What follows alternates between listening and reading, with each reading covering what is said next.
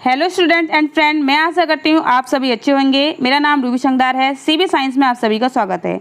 यहाँ हम डिस्कस करते हैं केमिस्ट्री एंड बायोलॉजी के सभी लेक्चर्स। आज का हमारा लेक्चर्स है यूकैरियोटिक सेल्स। हम अपने पिछले लेक्चर्स में इंट्रोडक्टरी पार्ट्स डिस्कस कर चुके हैं। आइए चलिए डिस्कस करते हैं। सेल, यूकैरियोटिक सेल्स क्या होती हैं? यू मीन्स होता है हायर, कैरियोट मीन्स है न्यूक्लियस। वो सेल्स जिनमें हायर न्यूक्लियस प्रेजेंट होता है वो यूकैरियोटिक सेल्स कहलाई जाती हैं। यूकैरियोटिक सेल्स टू टाइप की होती हैं, animal cells and plant cells. अब हम सबसे पहले एनिमल सेल्स को डिस्कस करेंगे। अब हम एनिमल सेल्स को डायग्राम के थ्रू समझते हैं। ये जो आपको डायग्राम दिख रहा है ये एक एनिमल सेल का डायग्राम है। इसमें आपको चारों तरफ जो बाउंड्रीज दिख रही है उसे कहते हैं सेल मेम्ब्रेन या फिर plasma membrane.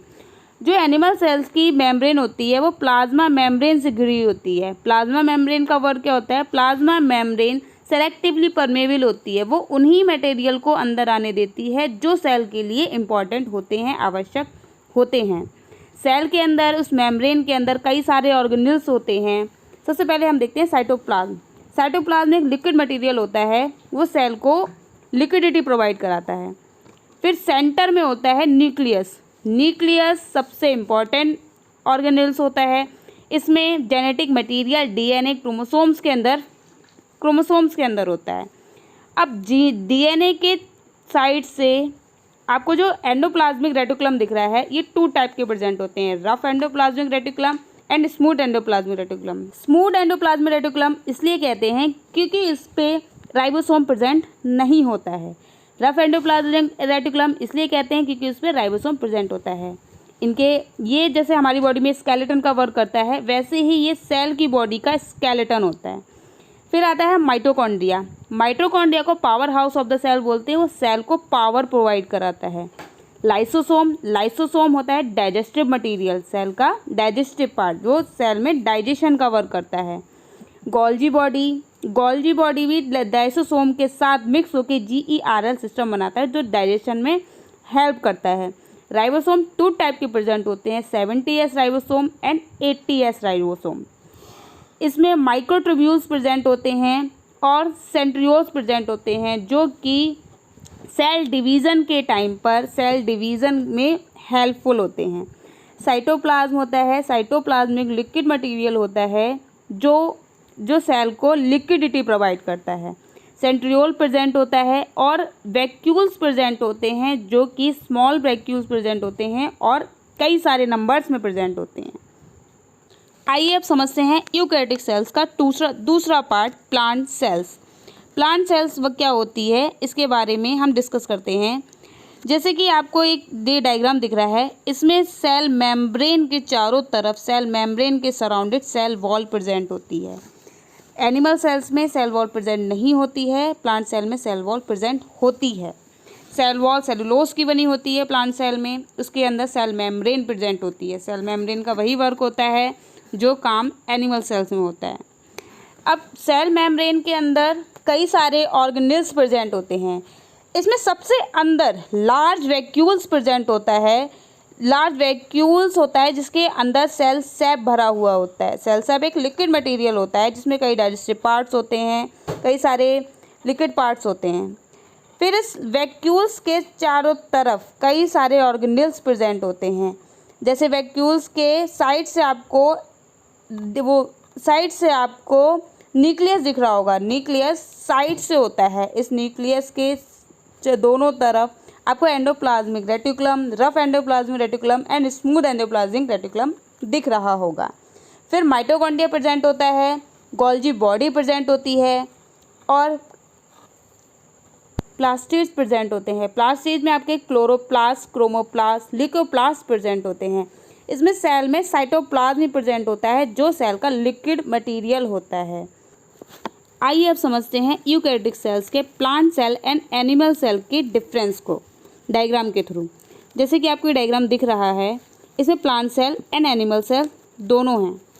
Plant cell and animal cells में सबसे मेन डिफरेंस ये होता है, प्लांट सेल में सेल वॉल प्रेजेंट होती है, एनिमल सेल में सेल वॉल प्रेजेंट नहीं होती है। एनिमल सेल्स में क्लोरोप्लास्ट प्रेजेंट नहीं होता है, प्लांट सेल में क्लोरोप्लास्ट प्रेजेंट होता है। हम थोड़ी ग्रीन दिखाई देते हैं, प्लांट दिखाई देते हैं, इसलिए उनमें क्लोरोप्लास्ट प्रेजेंट होता है जो कि ग्रीन पिगमेंट प्रोवाइड कराते हैं।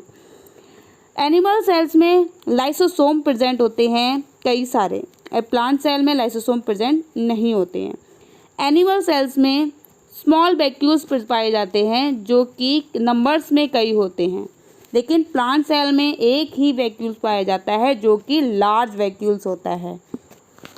एनिमल सेल में सेंट्रियोल प्रेजेंट होता है जो सेल डिवीजन के टाइम पे हेल्प करता है, लेकिन प्लांट सेल में सेंट्रियोल्स प्रेजेंट नहीं होता है।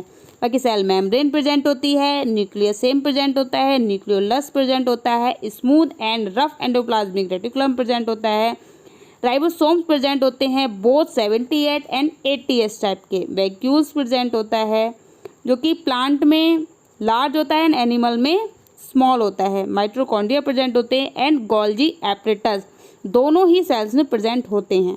तो अभी हमने समझा plant cell and animal cell के डिफरेंस के बारे में। अब हम समझ लेते हैं प्रोकैरियोटिक एंड यूकैरियोटिक सेल के डिफरेंस के बारे में।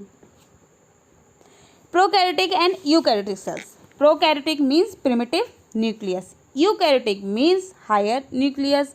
वो ऑर्गेनिज्म जिसमें प्रिमिटिव न्यूक्लियस प्रेजेंट होता है प्रोकैरियोटिक सेल्स कहलाती हैं, जिनमें हायर न्यूक्लियस प्रेजेंट होता है वो यूकैरियोटिक सेल्स कहलाती हैं। प्रोकैरियोटिक सेल्स का साइज 1 to 2 म्यू माइक्रॉन्स होता है, लेकिन यूकैरियोटिक सेल्स का साइज 10 to 100 म्यू माइक्रॉन तक हो सकता है। इनमें प्रोकैरियोटिक सेल्स में रिजिड सेल वॉल प्रेजेंट होती है, यूकैरियोटिक सेल्स में रिजिड सेल वॉल प्रेजेंट नहीं होती है, बट प्लांट सेल में सेल वॉल प्रेजेंट होती है, एक्सेप्शन है ये।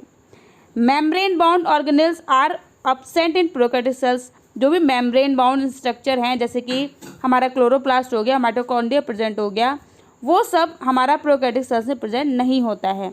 यूकैरियोटिक सेल्स में membrane bound cells organelles present होते हैं।